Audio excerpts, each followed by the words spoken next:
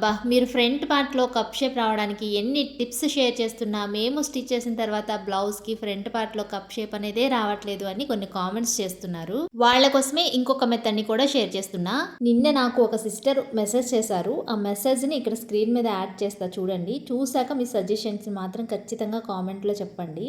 Hi అక్క! మీ videos చాలా యూస్‌ఫుల్‌గా ఉంటాయి. Thank you for sharing easy tips.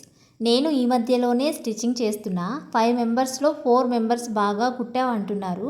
ఒకరేమో ఏంటి ఇలా కుట్టావు అంటున్నారు. ఇది ఎవరి మిస్టేక్ అక్క ప్లీజ్ చెప్పు అని అడుగుతున్నారు. మీరు ఆవిడకి బ్లౌజ్ ఎలా స్టిచ్ చేశారు అనేది నేను చూడలేదు కాబట్టి నేనేం చెప్పలేను. నేను పర్ఫెక్ట్‌గా కుట్టినా ఆవిడ అలా అంటుంది అని మీకు అనిపిస్తే మీరు స్టిచ్ చేసిన బ్లౌజ్‌ని మీ ముందే ఆవిడని వేసుకొని చూపించమని చెప్పండి. ఆవిడ చెప్పినట్లుగానే మీరు బ్లౌజ్ పర్ఫెక్ట్‌గా స్టిచ్ చేశాను అని అప్పుడు మీకు అనిపిస్తే అది ఆవిడ మిస్టేక్.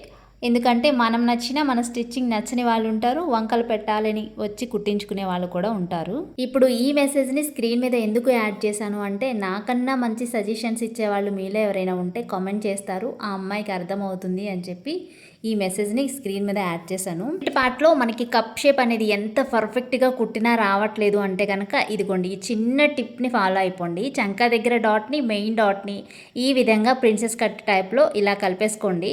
చాలా నీట్‌గా ఉంటది. అసలు ఇది సిల్క్ బ్లౌజెస్‌కి స్టిచ్ చేసాము అంటే ఎక్కడ లూజ్ లేకుండా ఫిట్టింగ్ కూడా బాగా వస్తుందండి.